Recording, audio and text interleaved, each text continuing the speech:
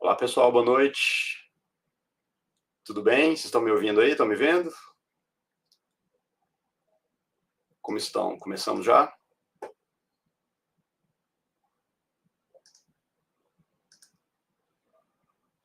Boa noite, boa noite.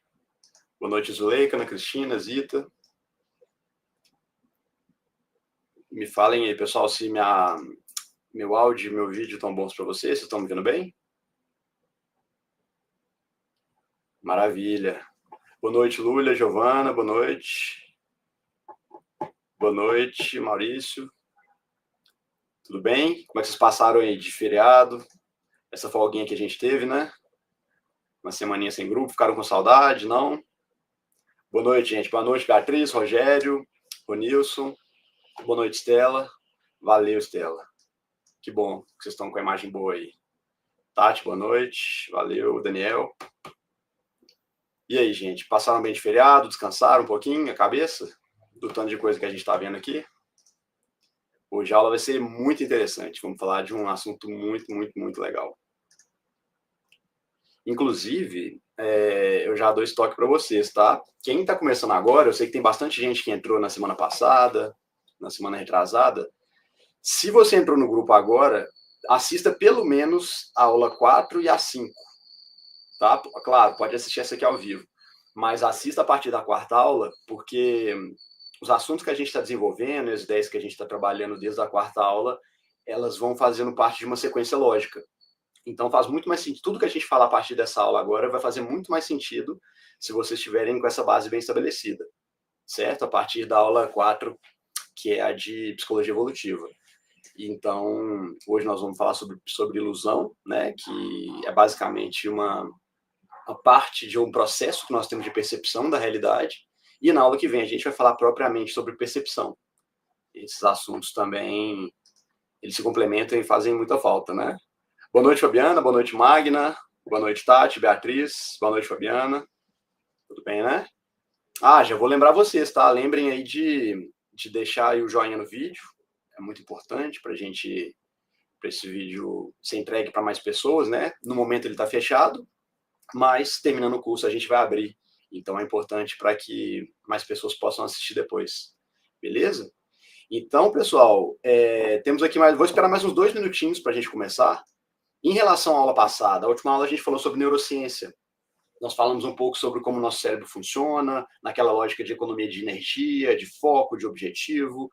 Eu também introduzi para vocês algumas estruturas cerebrais, para que elas servem. Quem estava aí na última aula, né, de neurociência, ficou com alguma dúvida? Teve alguma coisa que não fez muito sentido? Vocês querem fazer alguma pergunta? Que a gente abre falando disso hoje. E em breve eu continuo para a gente entrar no assunto dessa aula. E como sempre, tá? No meio dessa aula eu vou passar para vocês a palavra-chave que vocês vão precisar colocar para poder preencher o formulário de presença, que vai ser enviado também mais tarde. Então fiquem ligados aí, porque aqui pelo chat do YouTube vocês acompanham tudo, beleza? E como sempre também, na medida que eu for falando, façam suas perguntas, suas considerações, que no final da aula eu vou ficar um tempinho a mais com vocês, vou ficar uns 10, 15 minutos, uns 20 minutos talvez, a mais para a gente tirar dúvidas, certo? Então, beleza, pessoal. Alguém tem alguma questão? Ou sobre as aulas que a gente já teve até agora, ou sobre a aula passada, que aí eu vou esclarecendo isso antes da gente passar adiante. Se não, começaremos. Clara, pode colocar, por favor, projetar os slides da aula de hoje.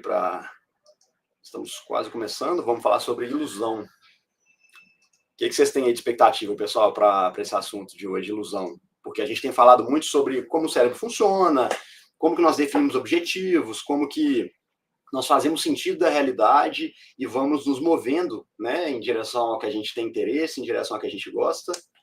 Sueli, ficou assim, se você olhar na descrição do grupo do WhatsApp, né, você está no grupo do WhatsApp, lá na descrição tem uma lista com o link de todas as aulas gravadas. Então, tem um documento lá com todas as listas de presença e todas as aulas gravadas. Lembrando que a lista de presença vai ficar aberta sempre, vocês só precisam pegar a palavra-chave que tá nas aulas passadas, né? Em cada aula tem uma palavra-chave e vocês usam para preencher a lista, tá joia? Beleza.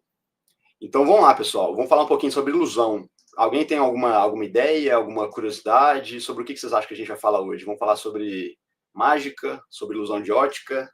O que vocês acham que pode ter a ver, né? Personalidade, comportamento humano, né? Funcionamento do nosso corpo, do nosso cérebro com a ilusão?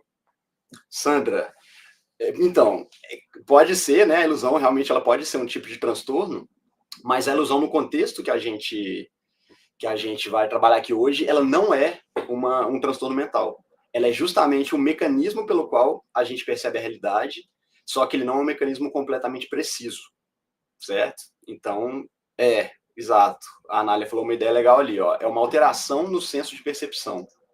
Na verdade, é a ideia de que o nosso senso de percepção ele não é tão perfeito e tão preciso quanto a gente pensa, né? Então, essa questão, assim, ela é muito interessante porque a gente tem a impressão de que a gente percebe a realidade de uma forma igual ou parecida com a das pessoas, né? Porque a gente tem essa impressão no dia a dia. Então, se você vê ali, olha, passou um carro, eu vi também. O carro tem tal cor, eu vi também.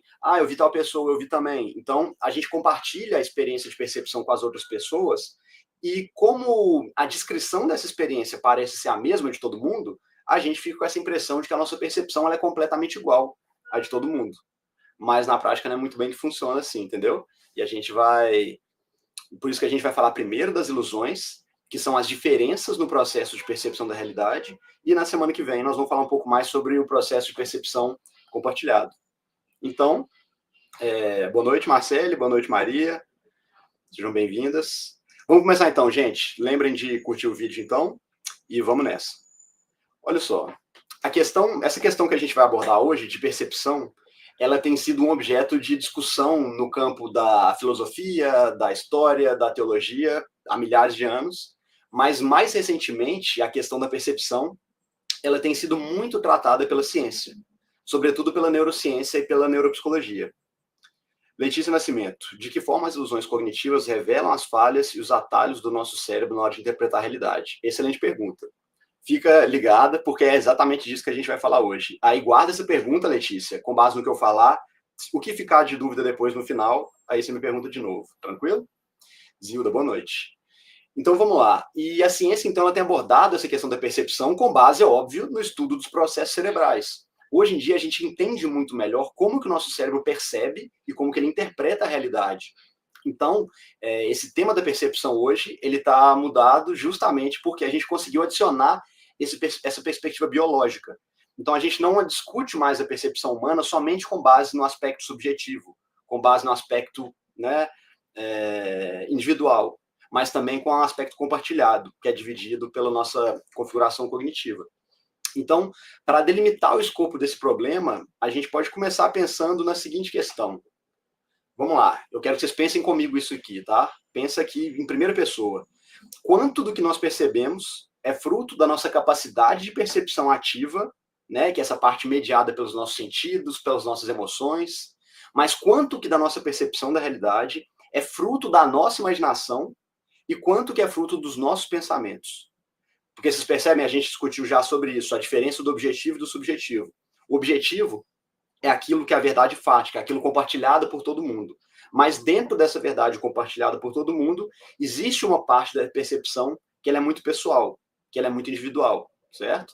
Então, hoje nós vamos novamente buscar respostas desde a filosofia clássica. Isso vale para essa aula e para a próxima, tá, gente? Os temas dessa aula, que é a ilusão, e o tema da próxima aula, que é a percepção, essa próxima aula e a outra estão muito conectadas. Então, a gente vai buscar aqui respostas desde a filosofia clássica, lá na Grécia Antiga, até nos modelos mais recentes de neurociência, de cibernética, de inteligência artificial, para tentar entender como que acontece o processo de percepção. Porque grande parte da tecnologia hoje que é usada para desenvolver a inteligência artificial, ela é baseada no processo de percepção cerebral, só que com um componente, né, robótico que potencializa toda essa capacidade. Então, vamos lá. O propósito desse tema é tentar ajudar, né, nos ajudar a entender como que funcionam os nossos mecanismos de orientação. E eles são basicamente aquilo que rege o nosso comportamento, certo? Porque quando a gente se comporta, quando a gente vai tomar uma decisão, a gente se orienta pelas informações que a gente está absorvendo. Então, estudar esse processo de absorção de informação é muito importante para que a gente consiga entender, né, os processos envolvidos no nosso comportamento. Então, muito do que a gente sabe hoje sobre a nossa percepção foi descoberto no século passado, por Alexander Luria. Né? Ele é um cientista russo, ele foi um dos maiores neuropsicólogos do século passado e um dos maiores da história, ainda assim, e também por um aluno dele, que trabalhou junto com ele, que é o Eugene Sokolov. Então, durante o século passado, eles conduziram uma série de experimentos para tentar entender como que o nosso cérebro mapeia o ambiente ao nosso redor e, então, reage a ele, certo? Principalmente em situações inesperadas, como a maneira como a gente reage diante de um perigo, como a gente reage diante de algo novo, né, de uma situação em que nós não sabemos como nos comportar. Então, pensa, por exemplo, se você vai num jantar na casa de um familiar seu, você tem uma boa ideia de como você vai se comportar, não é? Você conhece as pessoas que estão ali, você sabe onde buscar informações, a maneira como o lugar é decorado, a maneira como a mesa é posta, a maneira que tem ali a disposição, né, dos pratos, talheres, dos cristais ali, né, dos copos. Você sabe como se orientar, porque aquelas informações que estão ali fazem parte da sua cultura e da sua experiência prévia. Agora imagina se você fosse convidado para um jantar, né, sei lá, num palácio real, né, de outro continente, lá da Ásia. Você ia ficar confuso. Algumas coisas você ia conseguir intuir, né, com base na sua experiência do que é um jantar que você tem, mas algumas coisas você não saberia se comportar, certo? Porque o processo de percepção, ele depende de um componente de experiência prévia também. Né? Então, outro exemplo, se você está agora, imagina que você está na sua casa, ou no seu carro, né, ou no seu trabalho, ou numa sala, assistindo essa aula no computador, né? E se você escuta um barulho onde você está e você não consegue identificar o que foi, a sua tendência vai ser o quê? Vai ser, né, se afastar com o corpo da fonte daquele barulho. Se ele acontecer atrás de você, você tem um reflexo de afastar para esse lado. Se o barulho vem ali do lado, você se afasta para cá, certo? Isso é um processo também instintivo. Agora, o mesmo não vai acontecer, por exemplo, se você sabe que tem alguém mexendo em alguma coisa, né? Se atrás dessa porta eu sei que tem uma pessoa aqui trabalhando, ou mexendo, ou fazendo alguma obra, e ouve um barulho, eu vou conseguir relaxar. Isso acontece porque isso faz parte do meu horizonte de percepção. Eu tô consciente de que existe uma possível fonte de barulho ali. Então, supostamente, isso não me assusta, certo? E por que isso acontece? Isso acontece porque o nosso cérebro ele é programado para reagir segundo padrões pré-definidos diante de uma situação ou de um estímulo que foge às nossas expectativas, foge do domínio do nosso conhecimento, né? E atravessa aquele campo daquilo que é conhecido, daquilo que é esperado por nós. Voltando novamente, né, ao símbolo lá do Rei Leão e do reino ensolarado, daquilo que está coberto de luz. Né? Então, nós temos um mecanismo de reação instintiva contra a quebra de um certo grau de expectativas, que é aquilo que acontece, né, quando as coisas funcionam ou quando as coisas acontecem como a gente espera. Então, a quebra dessa expectativa, ela indica uma possível fonte de perigo. E essa diferença é tão importante que não são apenas estruturas específicas do nosso cérebro que foram especializadas para lidar com essa diferença. Nós temos 2 hemisférios inteiros do córtex cerebral que são especializados para lidar com aquilo que é conhecido e com aquilo que é desconhecido. Então, essa é a representação simbólica que eu coloquei aí do Ouroboros, né, do dragão do caos. Essa representação, assim, ela foi criada há milhares de anos e ela está presente em mitologias, em culturas no mundo todo. E ele representa um princípio de totalidade, né, de que algo basta por si só. Então, esse dragão ele representa o reino do saber, tanto das coisas que a gente sabe, né, quanto aquelas coisas que a gente ignora. Ele representa um tipo de equilíbrio também, certo? Como o símbolo do yin yang, né, que é um equilíbrio entre o caos e a ordem, entre a luz e as trevas, né, no taoísmo. Então, essa é a manifestação da ideia de que as coisas são criadas e elas se mantêm através de uma oposição entre dualidades, ou oposição entre extremidades. Nós falamos um pouco disso aqui na aula de psicologia evolutiva, né? Aquelas dualidades como dia e noite, luz e trevas, bem e mal, certo e errado, dia e noite, frio e quente, não é? Então, a oscilação entre esses polos, a oscilação entre o que nós já conhecemos, já entendemos, entre o ambiente em que a gente sabe como reagir, né, como na mesa de jantar da nossa família, e aquele ambiente desconhecido, novo, misterioso, é eles que ditam a dinâmica da realidade. E é essa dualidade de estímulos que diz respeito à maneira como a gente vai se comportar, como a gente vai decidir, como a gente vai sentir, da maneira pela qual nós vamos construir nossos valores, né, definir nossos objetivos e a forma como a gente vai se orientar até esses objetivos. E esse tem sido, né, o objeto da nossa conversa já por algumas aulas. Então, vamos pensar um pouquinho mais sobre isso, gente. Fica aqui comigo, olha só. Qual será que é o tamanho desse campo de expectativas em que as coisas estão, as coisas que nós conhecemos e as coisas que nós não conhecemos. E aí eu trouxe uma representaçãozinha gráfica para a gente poder pensar um pouco a respeito disso, certo? É muito difícil de mencionar isso, não é? Porque, é claro, nós temos consciência daquilo que a gente já conhece, mas a gente não conhece, a gente não tem dimensão daquilo que a gente não conhece. A gente só sabe, por exemplo, se você ouvir falar a respeito de um assunto novo ou de um campo de conhecimento novo, você sabe que você não entende aquilo. Mas você não sabe a dimensão do que tem ali dentro. Você não consegue dimensionar o tamanho do seu não conhecimento em relação àquilo. E é muito difícil lidar com isso, porque mesmo que você conheça algo, que você entenda algo, né? Vamos supor que você se formou. Imagina aqui, pensa aqui, uma pessoa que está aqui, que fez o curso superior há muito tempo. Eu, por exemplo, minha primeira graduação foi em Direito. Quando eu formei em Direito, lá em 2008, eu sabia um bocado de Direito. Eu estava mais ou menos ali atualizado com o que estava sendo estudado na época. Agora, eu não faço ideia do que, assim, uma ideia muito ampla, né, do que está sendo estudado hoje. O meu campo de conhecimento dentro do direito, o meu campo de ignorância ali dentro mudou muito. Por quê? Porque o mundo muda, o ambiente muda constantemente. E esse é um dos perigos, por exemplo, que acomete as pessoas que têm abertura de experiência muito baixa. Elas costumam ficar dentro de um campo de conhecimento, de um campo de domínio que elas sentem confortáveis, mas elas não conseguem acompanhar as mudanças, muitas vezes, do mundo, né? Porque elas preferem ficar se aprofundando ali e ignoram o que está vindo de fora.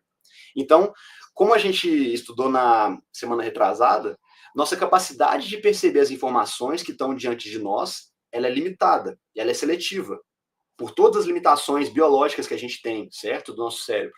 E, claro, ela é boa o bastante para atender às necessidades da nossa vida prática, para a gente se mover no dia a dia, mas ela é extremamente limitada em relação ao total de possibilidades contidas na realidade.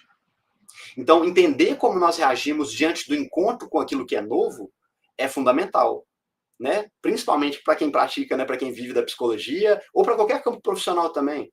Porque quando a gente vai lidar com pessoas que estão em dificuldade, elas vão estar em sofrimento justamente porque elas estão lidando com a vida de alguma maneira inadequada ou inapropriada, né? De alguma maneira que poderia melhorar. Então, a maneira como a nossa mente reage diante daquilo que é novo é o que vai definir a nossa capacidade de aprender. Porque, obviamente, né, e por definição, tudo que nós vamos aprender, né, para nos tornarmos mais capazes, mais maduros, diz respeito à nossa capacidade de entrar em contato com coisas novas.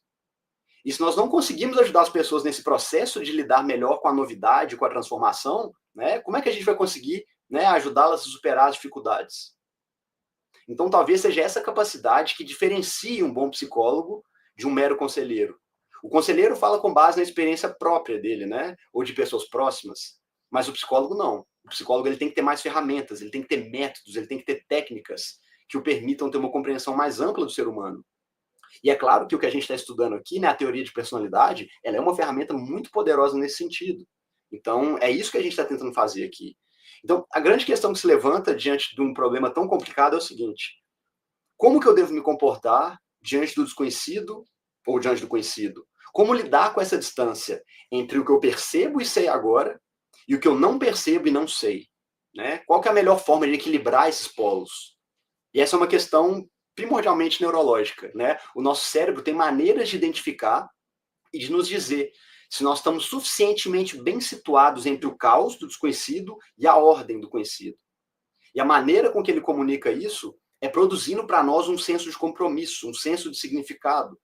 Se já tiveram essa experiência de estar envolvidos numa atividade e vocês começam a sentir que vocês pertencem àquela atividade, àquele lugar ou àquele momento, é um senso de completude, de pertencimento muito forte. A gente tem capacidade de fazer isso, né? Então, tá, vocês estão aqui agora assistindo a aula, né, de um curso e algo dentro de vocês diz que vocês estão no lugar certo, que vocês estão fazendo a coisa certa, né? Caso contrário, vocês não estariam aqui, né? Então, uma maneira de entender que nós estamos bem situados é que a gente se colocar numa situação intermediária, onde a gente não gostaria de estar completamente desconfortável, né, a ponto de não conseguir concentrar aqui no que a gente está conversando, e nem numa situação tão confortável em que a gente nem teria vontade, nem teria por que se concentrar e se preocupar.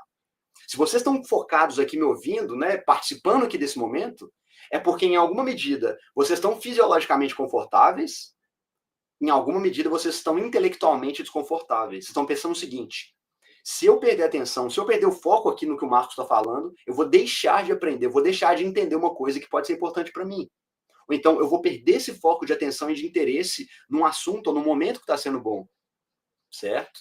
Então, é necessário algum grau de desconforto, é necessário algum grau de incômodo que nos motive a buscar por algo novo, por algo inexplorado, por esse território novo, né, em que a gente possa colocar um pé com segurança, né, e o outro pé mergulhar ali no escuro, mergulhar no novo, né, aquele pezinho que você vai colocando para tatear pelo caminho, né?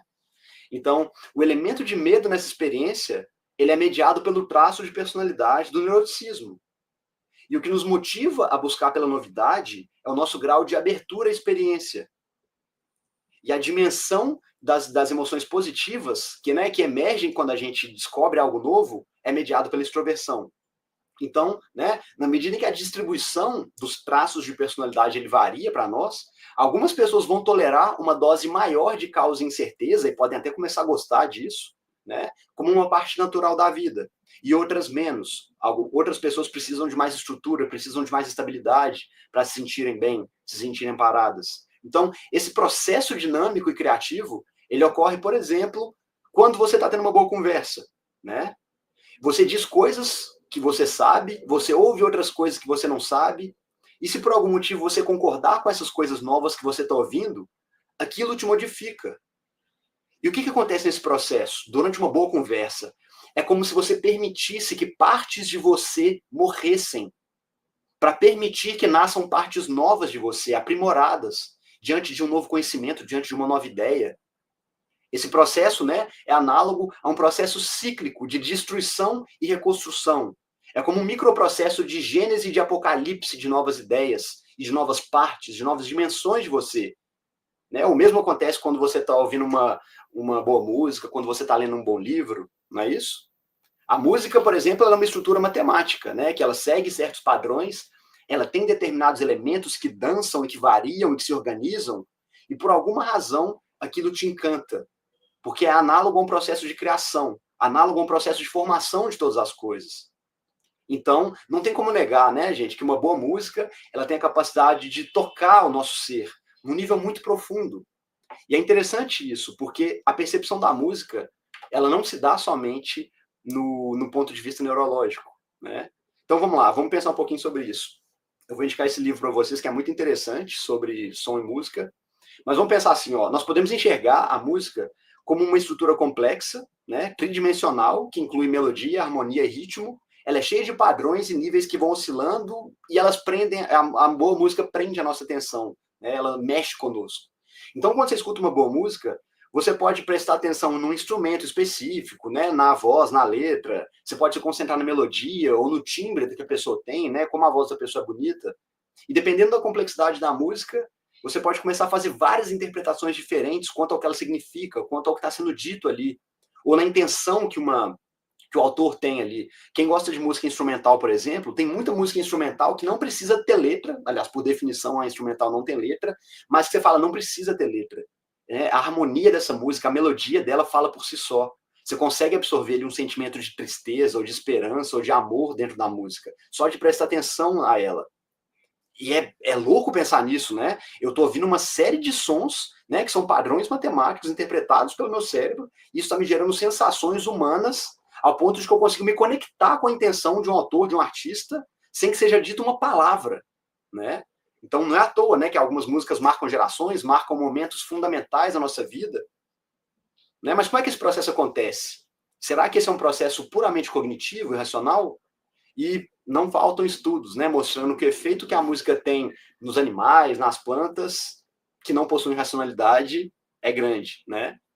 Então, a pista para encarar esse enigma sobre a música, né, esse paralelo que eu estou fazendo, está nesse livro aí, que chama Sound and Symbol, de um musicólogo e filósofo chamado Victor Zucker-Kendall. Nesse livro, ele levanta o problema da surdez tonal. Vamos lá, foca comigo aqui. A surdez tonal, ela é uma condição neurológica rara em que algumas pessoas têm quando elas conseguem perceber os sons de uma escala musical, de uma sequência de notas, mas elas não são capazes de reconhecer a melodia que uma sequência de notas produz. Seria algo análogo a, por exemplo, a pessoa saber ler todas as letras, saber falar todas as sílabas, entender o som delas, mas quando você fala uma frase, não faz sentido nenhum para a pessoa, ela não consegue juntar e fazer sentido disso. É mais ou menos isso o que acontece com uma pessoa que tem surdez tonal. E nesse livro é falado que, por alguma razão, essas pessoas conseguem reagir à música da mesma maneira que as pessoas que têm audição perfeita. E só recentemente ficou provado que ele tinha muito mais razão do que imaginava, né? Ele escreveu esse livro em 1969, porque os cientistas atuais mediram as reações cerebrais de várias pessoas com audição normal e com surdez tonal. E eles descobriram que não tem nenhuma diferença nas reações cerebrais entre elas. Ou seja, as áreas do cérebro que eram ativadas quando uma pessoa com audição normal ouvia as músicas eram exatamente as mesmas que funcionavam do mesmo jeito nas pessoas que tinham surdez tonal. Isso significa que o reconhecimento de uma melodia não acontece no cérebro. Então, onde que ela acontece? É um mistério, né? Nós não sabemos como isso acontece do ponto de vista da ciência. Mas isso significa que a forma como a música nos afeta, em que grau ela se comunica conosco, ainda é desconhecido, mas ela está ligada à nossa personalidade, num nível ainda mais profundo do que na estrutura biológica, certo? Então, o que media esse processo e essas percepções da nossa mente, essa dinâmica entre a nossa percepção sensorial e o modelo de percepção consciente e outro inconsciente. E boa parte dessa distância ela é encurtada pela nossa capacidade criativa, de imaginar, de fantasiar, de sonhar, né? Por isso que a gente teve essas aulas sobre interpretação simbólica, sobre obras de ficção. Então, a nossa capacidade imaginativa. Vamos pensar de novo aquele exemplo do jantar. Eu estou no jantar na minha casa, na minha família, eu sei como me comportar. Mas se eu vou num jantar, né, num lugar completamente diferente, numa cultura completamente diferente, a primeira coisa que eu posso fazer para imaginar como eu tenho que me comportar é usar a criatividade, é usar a imaginação. É partir dos padrões de raciocínio que eu conheço para alcançar padrões que eu ainda não consigo entender, certo? Então, a construção do conhecimento ele é um processo de passagem de um conhecimento prévio que você tem para outro que você vai aprender. E nesse espaço, enquanto você está nesse espaço, nesse limbo, é como se você caminhasse no desconhecido, caminhasse nas trevas, não é? E é para isso que serve a fantasia, é para isso que serve a imaginação, é para isso que serve a criatividade. É por isso que é tão importante instigar nas crianças a imaginação criativa, né? A fantasia, a ficção, para que elas adquiram essa estrutura cognitiva capaz de imaginar, de construir, de criar coisas, para que elas consigam resolver problemas complexos depois. Então, o que acontece, vamos fazer uma figura aqui juntos, é como se você estivesse distribuindo pedaços, né, de coisas que você conhece, de coisas que você já entende, em cima de um terreno desconhecido. E você começa a caminhar sobre esses fragmentos até que aquele terreno se ilumine e se torne suficientemente reconhecível para você. Então, a gente não passa, né, da total ignorância a respeito de algo ao total conhecimento daquilo num salto, né? E não se enganem, porque até mesmo o conhecimento científico opera assim, tá? Poucas pessoas têm essa percepção, mas os grandes cientistas, eles são também pessoas altamente criativas. Pelo senso comum, né, me corrijam se eu estiver errado, mas a gente costuma pensar que os artistas, que os músicos e poetas, eles são muito criativos e que os cientistas não são imaginativos, né, que eles só sabem fazer cálculo, pensar em lógica, mas não, né? O cientista ele tem que ter uma capacidade imaginativa muito grande para poder pensar em hipóteses e maneiras novas de resolver os problemas de pesquisa, antes de começar a criar modelos e fazer experiência, né, e testar as coisas. Então, quando as hipóteses são levantadas por um cientista, né, antes de serem testadas, elas pairam ali sobre o campo do desconhecido, sobre o campo da possibilidade, sobre aquele caldo primordial, né? Então, por meio da intuição, por meio da imaginação, por meio da especulação, é que são levantadas as teorias para depois serem submetidas ao método científico, para depois serem testadas para ver se elas realmente são verdadeiras ou não. E aí elas podem se tornar algum tipo de evidência ou de regra. Portanto, o que eu estou descrevendo aqui, né, é o processo geral de construção de conhecimento, de qualquer conhecimento, em qualquer área, por qualquer método. Ele passa por isso, certo? Então vamos lá. É importante então reforçar, né, o ponto de que a própria ciência ela é entendida como um campo que estuda fatos, mas ainda assim a ciência é desenvolvida numa época, né, que muitas vezes não é utilizada. Aquele conhecimento que é produzido num ano não é utilizado e não é validado. Isso é muito comum, por exemplo, em estudo de física, né? Muitas coisas que o Einstein estudou e hipotetizou na época dele só foram ser confirmadas 80 anos depois, 100 anos depois, porque não existiam os meios materiais de poder testar aquilo que ele estava imaginando. Então, até então, fica, né, uma incógnita. Então, isso nos leva a pensar o seguinte, de que muitas coisas que são estudadas hoje não eram exatamente fatos, né? Eram possibilidades, eram teorias. Tem um físico e filósofo americano, Thomas Kuhn, que ele dizia que a ciência consiste na justa posição de paradigmas, né, de ideias possíveis, que seriam como que grupos de certezas prévias sobre alguma coisa. Então, esses paradigmas, eles são apoiados em diferentes certezas, mas não tem uma conexão muito direta entre elas. Como, por exemplo, né, as teorias físicas baseadas em leis, mas você não sabe se são leis. A evolução, por exemplo, até hoje é uma teoria, não é uma lei.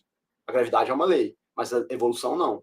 Ou seja, como eu falei na aula de psicologia evolutiva, né, a gente opera na premissa de que o processo evolutivo existe e faz pesquisas e testes com base nessa suposição. E aí, se o resultado confirma, se o resultado bate com essa ideia, com essa teoria, beleza, fez algum sentido.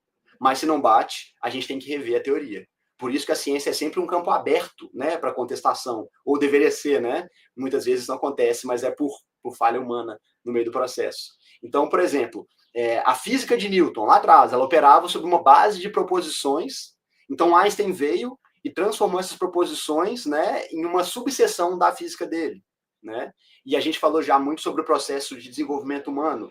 A maneira como o Jean Piaget, né, nós vamos falar um pouco mais dele daqui a pouco, a maneira como ele enxerga uma teoria original é que ela está fundada em uma série de fatos, aí depois aparece uma outra teoria que consegue explicar melhor aqueles fatos, aquela realidade. Vocês podem partir do princípio disso em qualquer área, tá, gente? No direito, na medicina, na engenharia, na computação, isso acontece toda hora, na psicologia, né? Quantas formas de explicar alguns transtornos mentais ou alguns tipos de comportamento humano a gente não tinha há 50, há 100 anos atrás. E hoje a gente entende, né, que tem uma teoria um pouco melhor para explicar, um pouco mais precisa para explicar. E a gente pega essa teoria, né, começa a tomar decisões práticas, decisões clínicas em cima dessa teoria, e a gente vai ver se ela realmente funciona mais ou não. Então, assim, a realidade é o último juiz da ciência, não é? E é muito importante essa capacidade de atualização, certo?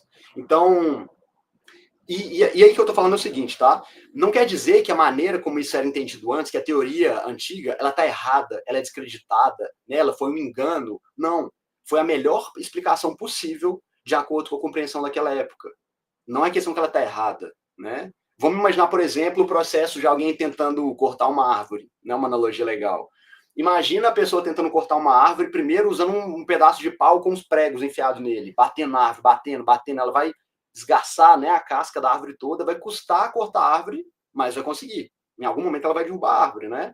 Depois imagina outra pessoa, depois de um tempo, usando um machado com uma lâmina muito afiada para cortar a árvore.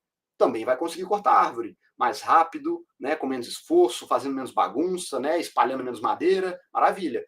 E aí depois vem alguém com uma serra elétrica. Ela vai conseguir cortar a árvore, vai cortar a árvore muito mais rápido, com muito menos esforço, né? Mas não quer dizer que essa é a melhor forma de fazer isso, né?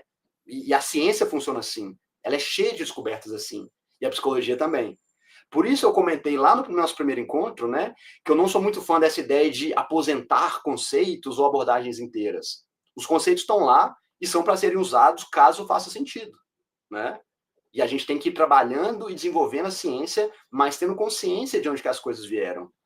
Porque se a gente esquece de onde a gente veio, se a gente esquece quais são as perguntas que a gente queria responder no começo do processo, fica muito difícil de voltar para ele, se a gente perceber que algo deu errado lá na frente, né? E é por isso, então, que existem, né, os mitos, as fábulas, né, as histórias de ficção, porque elas condensam ideias antigas muito poderosas para nós, para que a gente não se esqueça de algumas verdades fundamentais. Não importa o quanto a gente caminha, não importa o quanto a gente se desenvolva, algumas verdades têm que ser guardadas, alguns princípios precisam ser preservados. E é por isso que a ficção e que a imaginação, ela não perde espaço na nossa sociedade. É ou não é? Cada vez mais a gente entende a natureza, a gente tem um domínio da natureza, do mundo material, a gente consegue desenvolver coisas maravilhosas com a ciência, mas a gente não deixa de ficar encantado com uma história medieval, a gente não deixa de ficar falando sobre dragões e heróis e fadas, né? E por quê? Porque existem informações nessas estruturas simbólicas que são atemporais, que a gente não pode esquecer. Então, isso tem um valor muito grande. Então, entender esse processo de mudança de paradigmas de perspectivas é muito importante no processo de estudo, no processo de conhecimento. Isso é uma coisa que eu faço, né, que geralmente quando eu vou estudar um assunto, eu tento ir no começo daquele assunto, né? Eu tento pensar o que a primeira pessoa que inaugurou essa área do conhecimento, ou que começou a falar desse assunto, o que essa pessoa queria dizer, o que ela queria entender, resolver, né? E quais foram as respostas que foram sendo dadas para esse problema ao longo do tempo, até a gente chegar aqui hoje. Porque é claro que a gente tem que estar atualizado, né? E essa é uma crítica que eu faço a muitos cursos, e muitos, principalmente na área da graduação, é que há pouca atualização, há pouca informação do que está sendo estudado e pesquisado hoje. Isso é gravíssimo. Mas também a gente não pode esquecer quais foram os primeiros pensamentos sobre aqueles assuntos, né? Então, a gente tem que ter cuidado sobre isso. A gente tem que entender como é que esse processo acontece, certo? Então, é muito comum, né, nesse tipo de circunstância, nesse tipo de situação, de esquecermos as bases pelas quais a gente está buscando, a gente começa a perder a capacidade de entender o sentido de algumas coisas, de algumas informações, certo? E aí, esse papel da fantasia, esse papel da imaginação, ele serve como um elo, como que uma cola, para juntar esses passos desse processo, certo? E é muito complicado, porque quando você termina, por exemplo, de ler um livro, quando você termina de se informar sobre algum assunto, você começa a ter uma dificuldade de entender se aquilo que você está lendo faz parte do seu processo de compreensão e aprendizado daquele assunto, ou se você está simplesmente seguindo a cabeça de algum autor, certo? Seguindo a cabeça de alguém que você não sabe por que está lidando com aquela questão.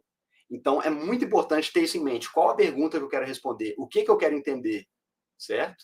Então, por exemplo, imagine que vocês estão assistindo um filme, né? E você vai construindo durante o filme uma história na sua cabeça.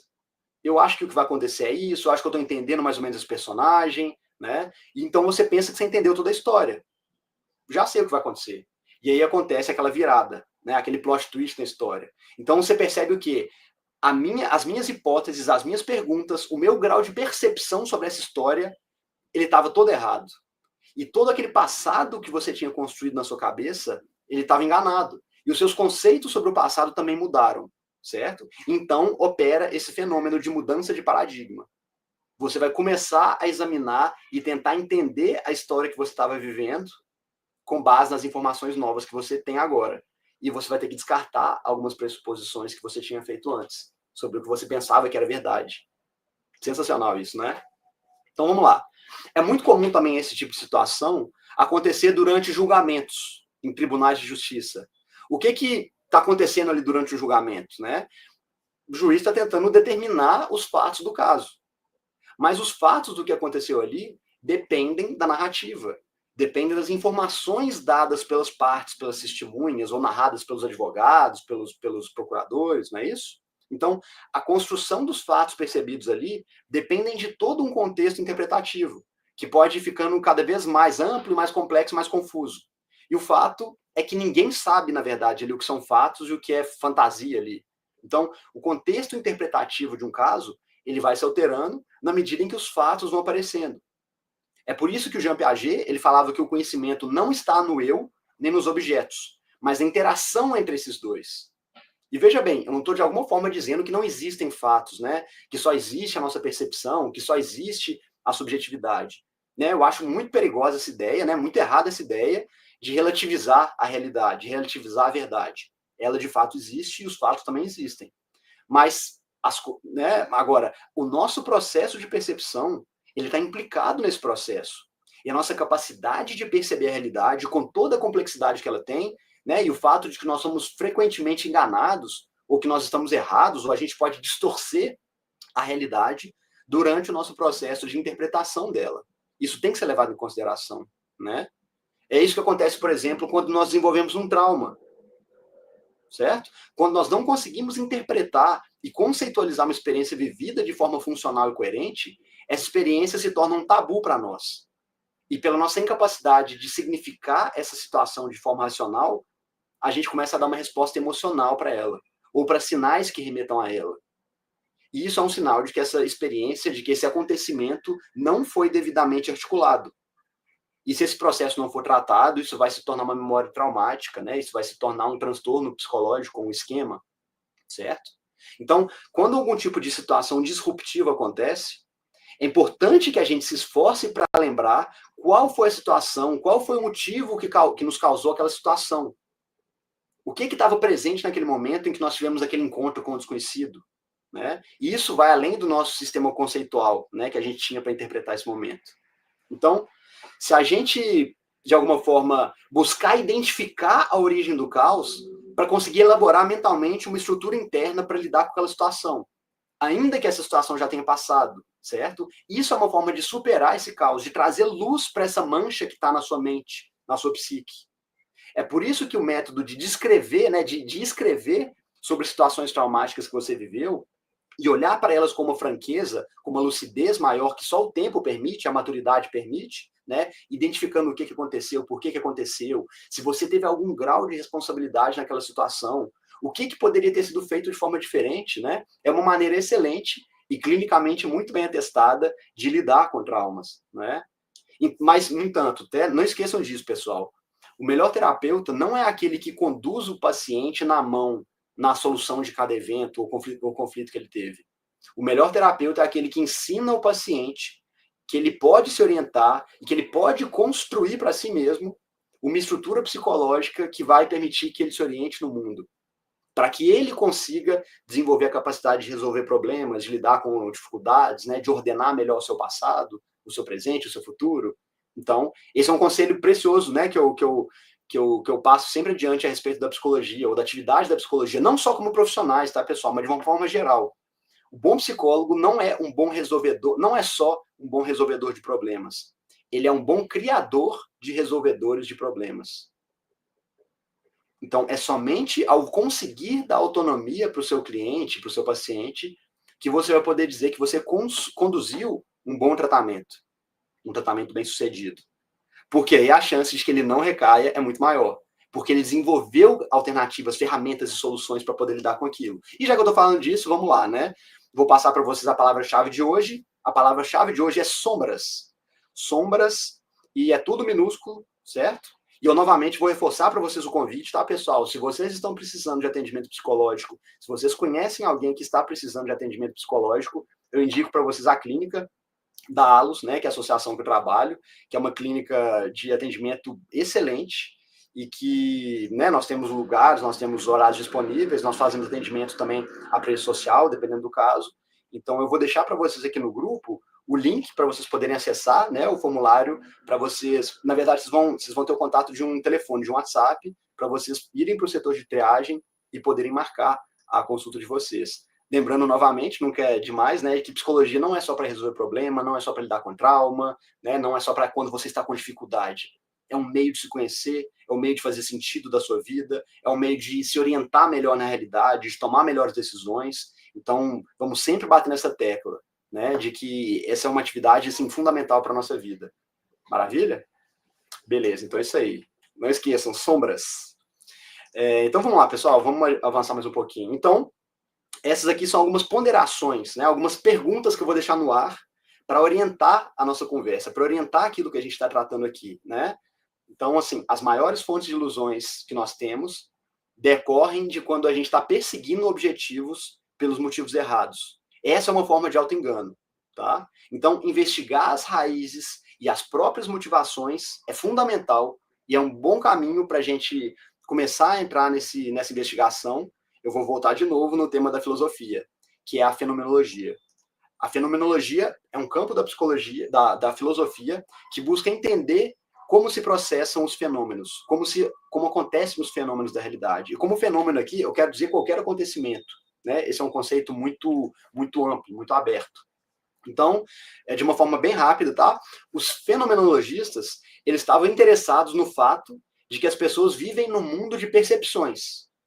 E para tentar entender isso melhor, tenta imaginar, por exemplo, quantas coisas vocês seriam capazes de perceber no lugar que vocês estão agora. Vocês estão no quarto de vocês, numa sala, vocês estão dentro de um carro, em qualquer lugar que vocês estiverem. A resposta para o tanto de coisas que vocês poderiam observar é que são infinitas coisas. Depende do quanto você aprofunda nas suas perspectivas.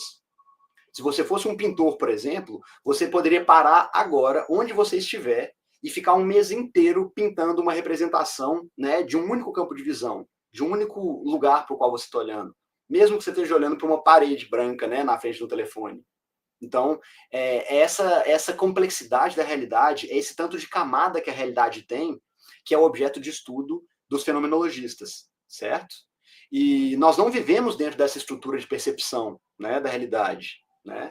E esse é o conceito de Dasein. Dasein é um conceito fundamental na filosofia do Heidegger, é um conceito que quer dizer ser aí. Né? E ele contempla não só a noção de percepção, mas ele também contempla a ideia das coisas, certo? Que nós percebemos subjetivamente. Então, lembra? Eu comecei a falar, nós temos um campo de percepção objetiva, nós temos uma quantidade de realidades que a gente consegue perceber, e se a gente cutucar a pessoa que está do lado e falar, olha aqui, você está vendo isso que eu estou vendo? Né? Eu estou aqui no meu quarto, você está vendo a porta do armário, você está vendo o computador, você está vendo a lâmpada, você está vendo aqui meu livro, estou vendo, estou vendo.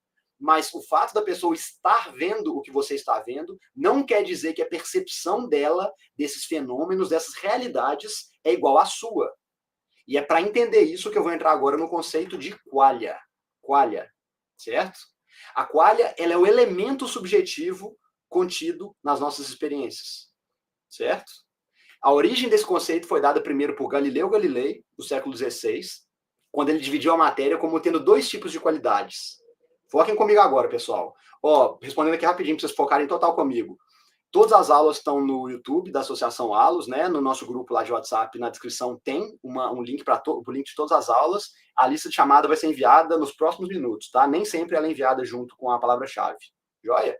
Então vamos lá. Galileu Galilei dividiu a matéria como tendo dois tipos de qualidades. As qualidades primárias são aquelas que podem ser mensuradas matematicamente. Altura, largura, profundidade, peso, certo? E elas estão no objeto. Essas qualidades são do objeto, são qualidades objetivas. E a outra parte são as qualidades secundárias.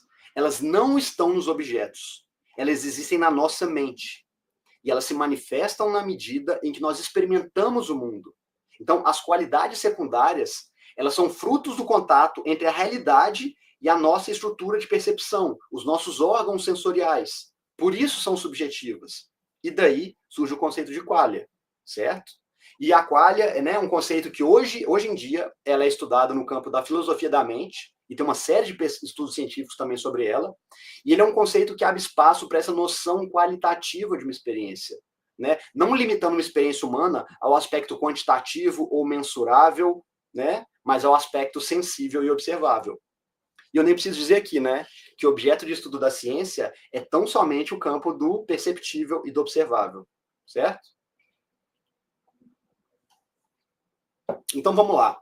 Quando eu estou falando de qualia, eu estou falando de aspectos sensíveis, de aspectos que dependem da nossa percepção e da nossa interpretação para fazerem sentido. Então pensem, por exemplo, o cheiro de alguma coisa, o gosto de alguma coisa, a cor de alguma coisa. Os valores desses objetos dependem da nossa percepção.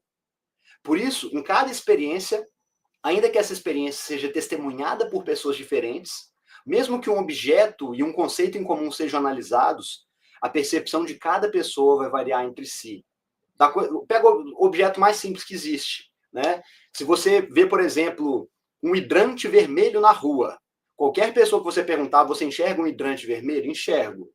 Agora, o significado que aquele objeto tem para você não é igual o que tem para outra pessoa. Por quê?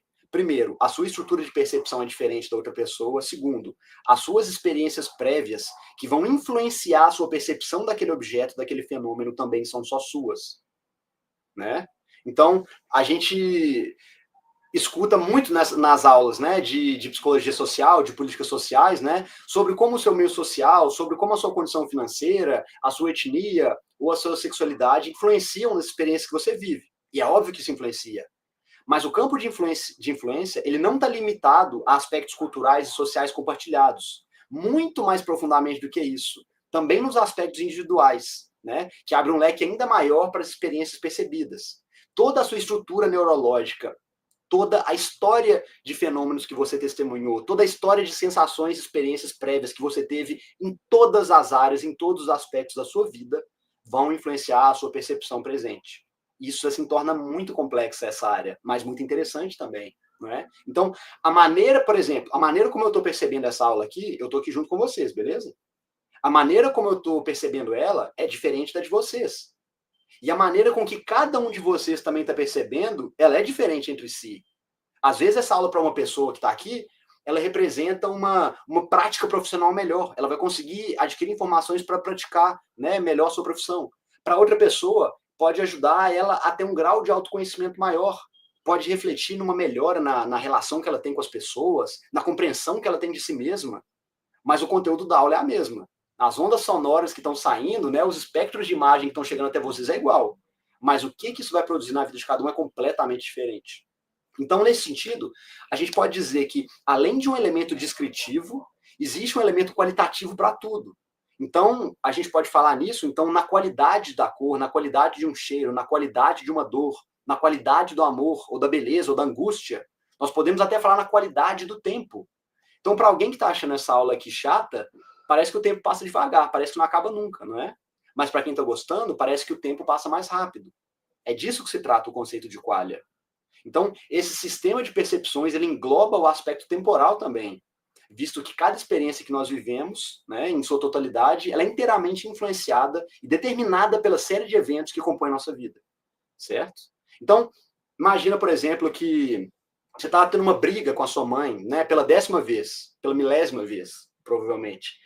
Aquela última briga que você teve com ela é influenciada e determinada por todas as outras que você já teve, que, por sua vez, são indissociáveis de todas as experiências que você já teve na vida com a sua mãe.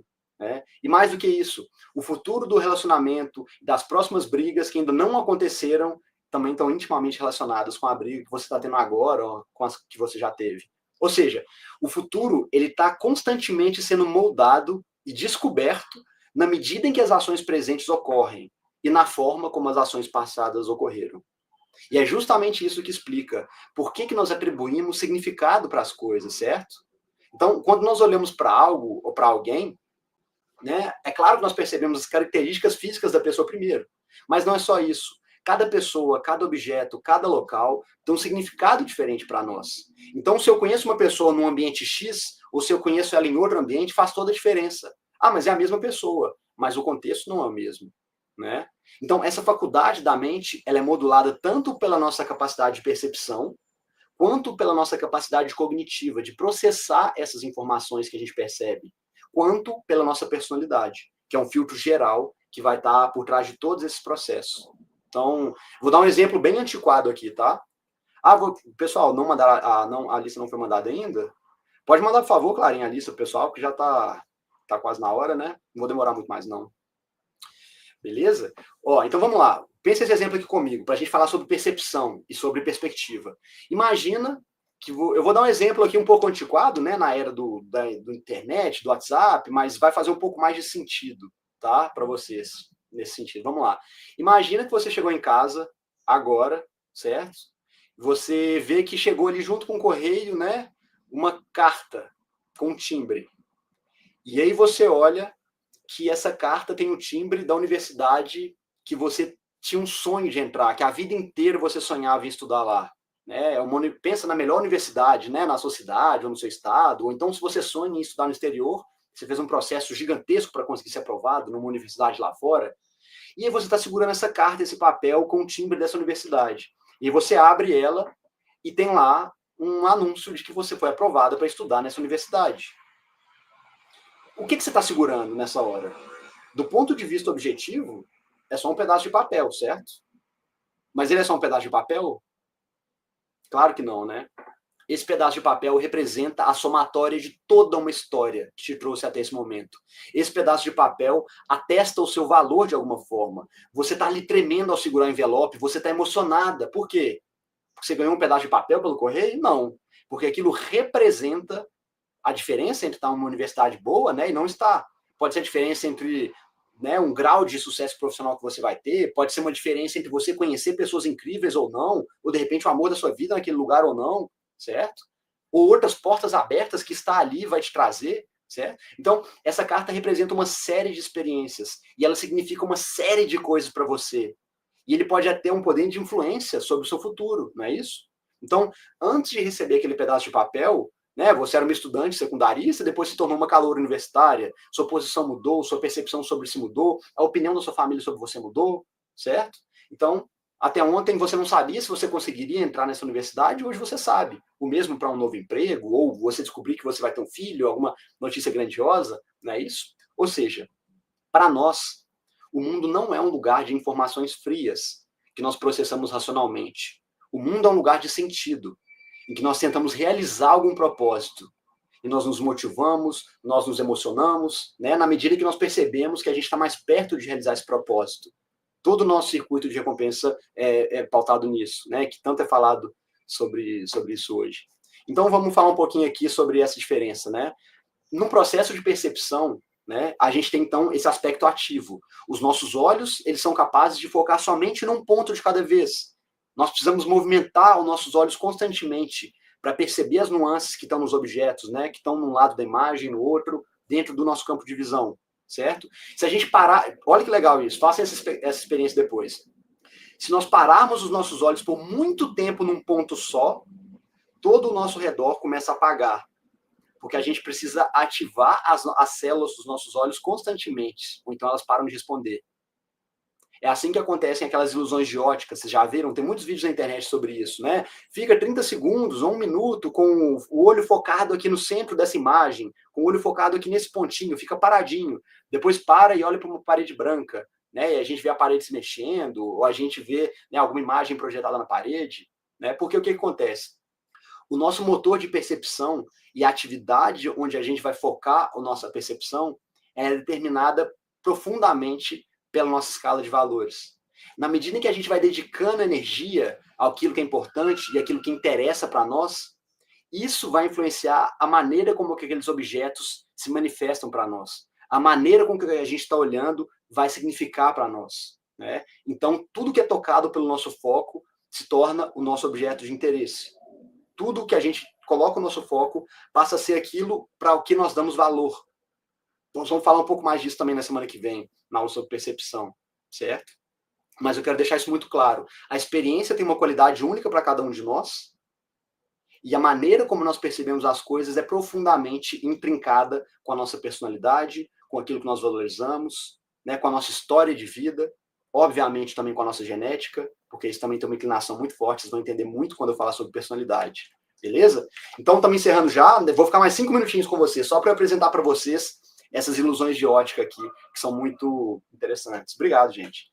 Olha lá, aqui estão algumas imagens, né, clássicas de ilusão de ótica, criada por neurocientistas, para entender como que o nosso cérebro constrói uma interpretação própria do mundo exterior, com base na perspectiva geométrica, né, baseada na distância, no ângulo, na luz e sombra, né, ou nas superposições de camadas. Então, aqui nesse slide, na imagem da esquerda, né, nós temos a ilusão de Ebbinghaus, que é o tamanho do círculo, desses dois círculos laranja que estão na tela, ela é a mesma, certo? E essa é uma ilusão de perspectiva. Então, como tem os círculozinhos maiores, né, ao redor do círculo laranja da esquerda, a gente pensa que ele é menor. E como o círculozinho da direita, né, está acompanhado com os círculos menores, a gente tem a impressão de que eles têm tamanhos diferentes. Mas essa é uma ilusão de perspectiva, certo?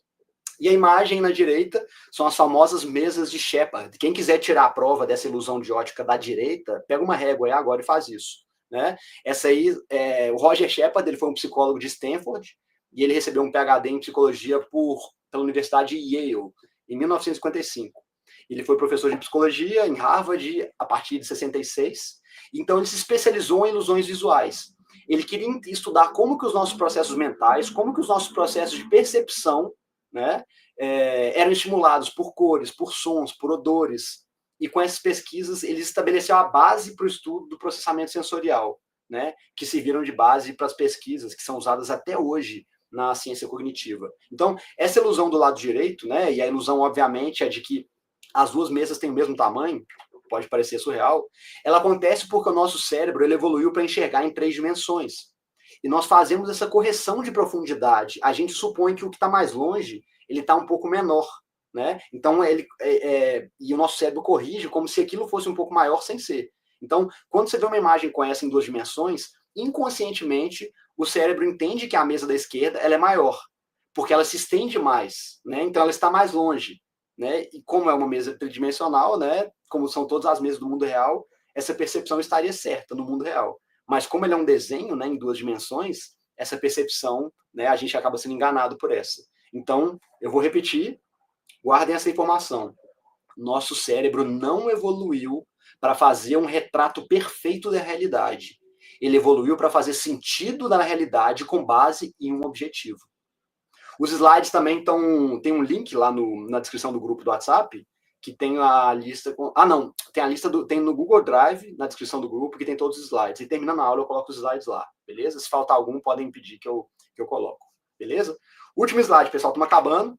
Essa aí é uma imagem muito famosa, né, nas aulas de neurociência e é chamada da ilusão da sombra de tabuleiro. Ilusão da sombra de tabuleiro de xadrez, né? Checker Shadow Illusion. Em que, olha só que loucura, a cor do quadrado A e do B, marcados no tabuleiro do lado esquerdo, essas duas cores, elas são absolutamente iguais, tá? Vocês podem ver pela prova, né, que tem na imagem do outro lado aí. Essa prova serve para nos ensinar como que o nosso sistema visual cerebral, ele não percebe as coisas de maneira absoluta, mas de maneira contextual. E é assustador pensar nisso, né, já que o nosso córtex visual, ele é extremamente especializado. E o nosso principal sentido de orientação, né, mais de 50% do nosso córtex cerebral é dedicado ao processamento visual.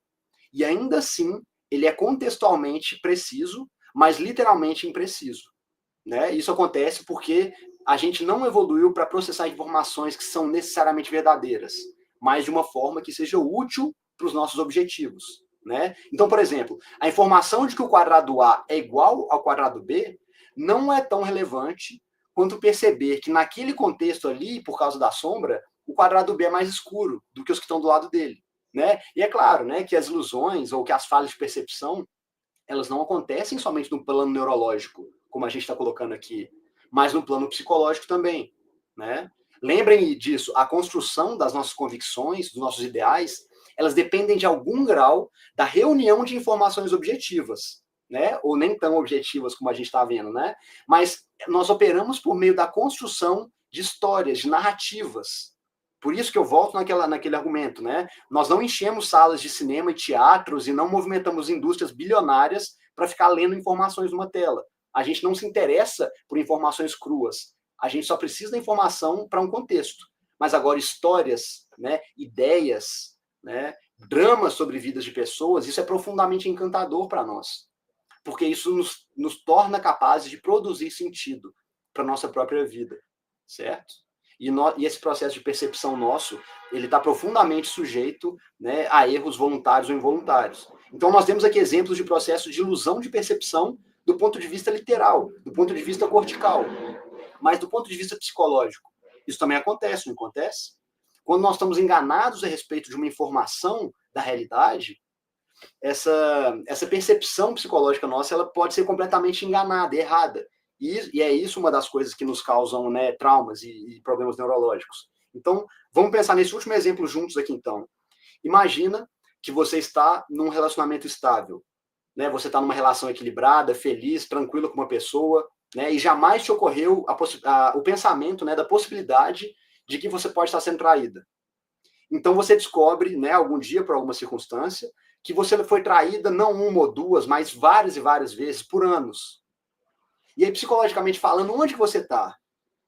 Qual que é a perspectiva adequada para avaliar essa situação? Porque até então você estava vivendo num mundo construído pelo que você pensou que fossem fatos. Mas essas estruturas foram abaladas e destruídas por novos fatos. E isso lança uma nova perspectiva sobre o seu passado inteiro, que era uma coisa certa na sua memória. E o que sobrou na sua cabeça agora é meio que uma mistura, né? Uma colcha de retalhos entre fatos e fantasias e erros de percepções que te fizeram construir uma narrativa falsa sobre o que você estava vivendo. E agora você não sabe mais distinguir entre eles. Então, é um estado de completo caos, percebe? Então, é como dizemos, né? A percepção dos fatos, né? Ela depende da narrativa, depende das informações que são promovidas pela nossa capacidade de percepção.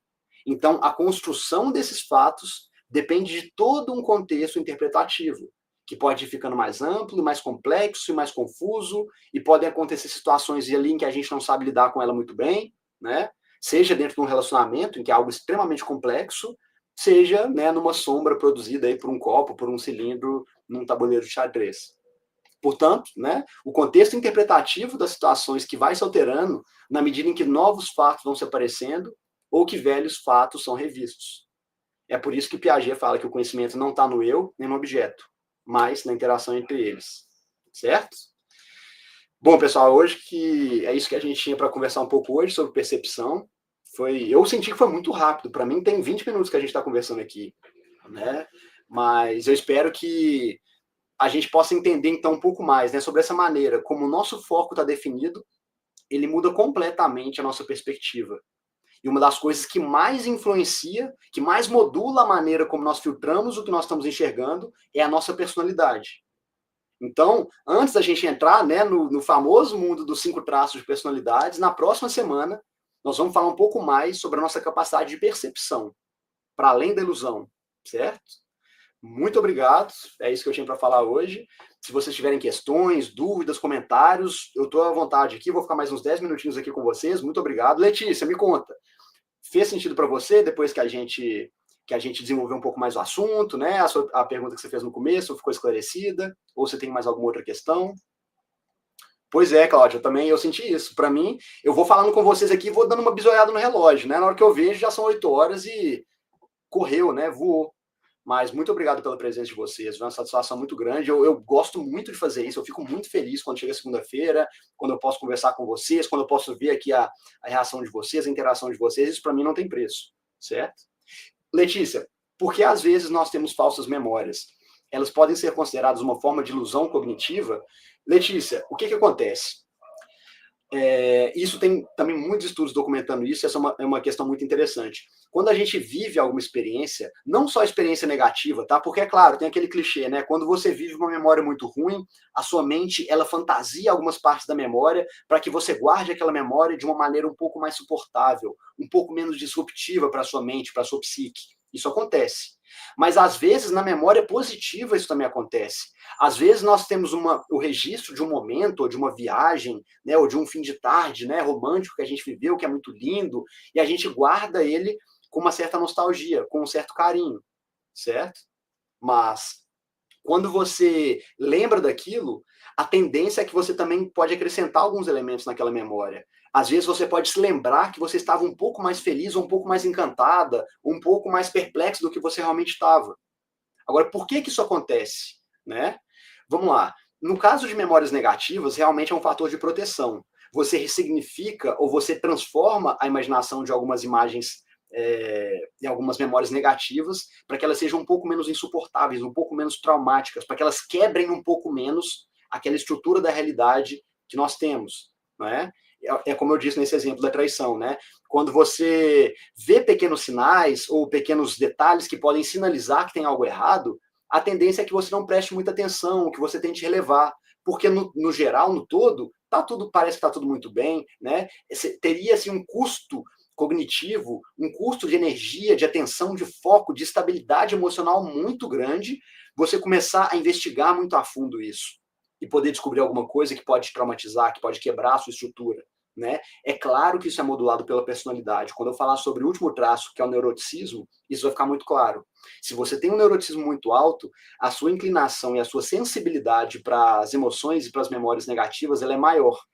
E isso aumenta a chance de que você catastrofize as suas memórias, de que você construa memórias um pouco piores, um pouco mais negativas. Porque é como se a construção da memória ela se harmonizasse com a sua estrutura psíquica padrão.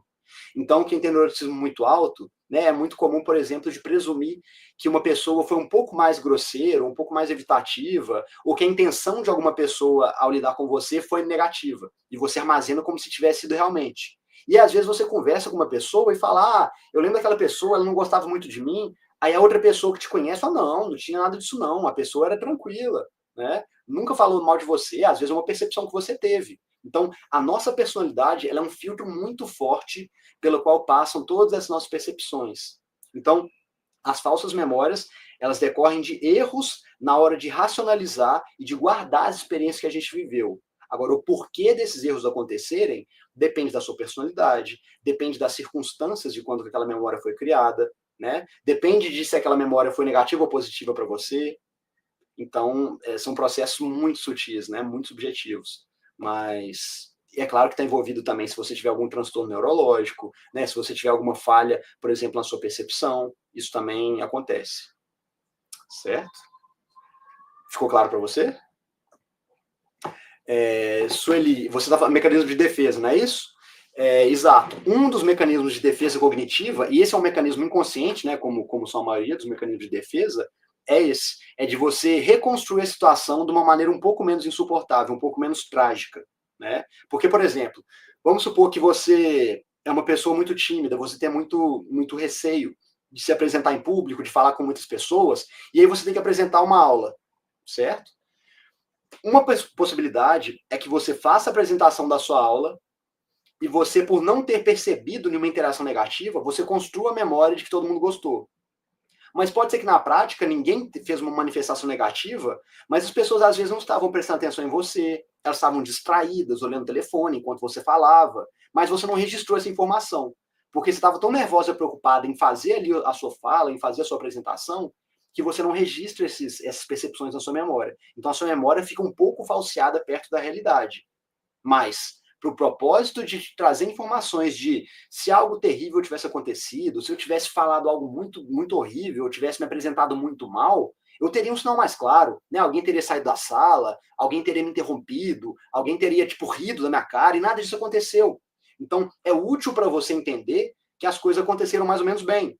Então, é um grau necessário e suficiente de percepção da realidade para você, certo? Nesse sentido, realmente, essa falseamento da memória é, sim, um mecanismo de defesa, certo? Obrigado, Imaculado. Obrigado, gente. Magno, obrigado a todo mundo. Edicleia, valeu demais, viu? Pelos seus comentários, pela sua participação. Não esqueçam, pessoal, de deixar o curtir no vídeo, viu? Semana que vem nós vamos continuar. A aula da semana que vem também é sensacional. E se alguém mais tiver mais alguma questão, tiver mais algum comentário, estou às ordens aqui. Senão, vou me despedir de vocês e voltamos na segunda que vem, né? Espero que vocês gostem também da nossa aula sobre percepção. Ela é assim, eu acho ela sensacional. E aí, terminando a aula da semana que vem sobre percepção, nós já vamos começar a falar dos 5 traços de personalidade, né? A aula daqui a 15 dias, daqui a 2 semanas, né? Já é uma introdução aos 5 traços de personalidade. Aí, essa ferramenta, né? Essa chave de leitura vai fazer muito mais sentido e vai jogar a luz em tudo aquilo que a gente está falando aqui há tanto tempo. Eu espero que vocês gostem, tá certo? Obrigado, Ribeiro Martínez. Muito obrigado você pela sua atenção, viu? Por estar aqui toda semana. Muito obrigado por todo mundo que chegou. Eu sei que temos pessoas novas aí hoje também, né? E aí, não esqueçam também de colocar os comentários de vocês, as impressões de vocês no nosso formulário de resposta. É muito importante para eu ter um retorno de se a aula está sendo boa, se está fazendo sentido, se tem alguma coisa aqui no formato que eu posso melhorar, né, para ficar mais intuitivo para vocês, certo? Lucila, eu falei um pouco sobre Skinner e os princípios do behaviorismo clássico na primeira aula, mas como é que está funcionando? Em todas as aulas, eu vou falar desses assuntos com base em teorias diferentes. Então, vai ter momentos, por exemplo, enquanto eu for explicar sobre personalidade, que eu vou usar conceitos do behaviorismo clássico para explicar, né? Eu falei um pouco sobre o condicionamento de pombos que o Skinner fez, né? A importância que isso tem para a ciência, para a psicologia evolutiva. Então, eu falei um pouquinho sobre ele e eu vou falar mais nas próximas aulas. Mas é sempre de uma forma assim a ilustrar ou estruturar algum pensamento ou alguma ideia que a gente estiver desenvolvendo, né? Eu vou evitar de ficar focado falando só de um autor, só de uma teoria, para que vocês não fiquem, né, muito separadas da parte aplicável dela. Então, eu sempre vou dar um exemplo, né, com base em algo que a gente está desenvolvendo, em base em alguma ideia, e aí eu uso um autor para estruturar, né, para fazer sentido daquele exemplo. Mas eu vou falar assim, eu vou falar sobre, né, a maioria dos grandes autores da psicologia e muitos autores mais recentes também, que são sensacionais. Eu vou indicar vários livros ainda, eu vou falar de muita coisa ainda. Então, acompanha com a gente aí semanalmente, porque tem muito conteúdo bom ainda, tá certo? Muito obrigado, Sueli. Lucila, beleza, a gente pode conversar sobre isso também. Eu vou, na verdade, sobre conceitos crus assim da psicologia, vale a pena você pegar artigos, sabe? Você pegar um artigo com definições e tudo mais, porque são conceitos técnicos. Tem um livro de análise do comportamento muito bom, que era indicado para nós na graduação, que ele se chama Princípios Básicos da Análise do Comportamento. da Márcia Borges Moreira e Carlos Augusto de Medeiros. Esse livro é muito bom, é um livro de capa amarela. Guarda aí para você pegar ele, Princípios Básicos de Análise do Comportamento. Dá uma olhada para ela. Giana, não, essas aulas são abertas para qualquer pessoa, tanto que na divulgação do curso eu deixei isso muito claro. Ela é muito interessante, sim, para psicólogos, né, pelo conteúdo que a gente aborda, mas ela é muito produtiva e muito útil para qualquer pessoa que se interesse por esse assunto, de comportamento humano, de como que se processam nossas emoções, como que a gente forma objetivos e persegue eles. Toda pessoa interessada em autoconhecimento, em desenvolvimento, né, das próprias capacidades, em autocompreensão das emoções, vai achar interessante. Então, fique à vontade, pode indicar, né, o curso para qualquer pessoa. Na descrição do grupo de WhatsApp, todos aqui estão no grupo, não estão no WhatsApp? Na descrição do grupo de WhatsApp tem o link para o formulário de inscrição. E a pessoa preenche rapidinho o link, e aí ela consegue acessar o nosso grupo e participar de todas as aulas, viu? Então, tá tudo lá. E você pode também adicionar a pessoa no grupo, mandar o link, não tem problema nesse ponto, tá joia? Maravilha, isso aí, Marcelo, obrigado. Magna, boa semana, até semana que vem. Lucila, é isso, dá uma lidinha nesses conceitos e aí a gente vai conversando nas próximas semanas também. Cláudia, que ótimo, que bom saber. É uma colega nossa da pedagogia. Então, assim, eu fico feliz que tenham pessoas de outros campos aqui, porque a minha, né, o meu lema é esse: a psicologia é um conhecimento fundamental para qualquer pessoa, né, que quer se entender melhor, que quer melhorar a sua vida, quer melhorar a maneira como se compreende, como se comporta, como lida com as pessoas. Então, enquanto mais gente tiver acesso a esse conteúdo e aplicar essas ideias na vida, eu estou feliz. Eu acho que o conhecimento é para ser compartilhado, né, e expandido. Tá joia? Pessoal, então é isso. Semana que vem continuamos. Semana que vem, segunda, às 17h, estamos juntos de novo. Muito obrigado pela companhia de vocês. Estamos juntos e, né, mandem essa aula, mandem, né, divulguem um curso para as pessoas que você acham que vão gostar, que vão se aproveitar do que a gente está desenvolvendo aqui. Eu fico muito feliz e agradeço desde já. Tá joia? Então, vou me despedir de vocês. Semana que vem continuamos falando sobre percepção. Ótima semana para todo mundo e até lá, viu? Tchau, tchau. Até.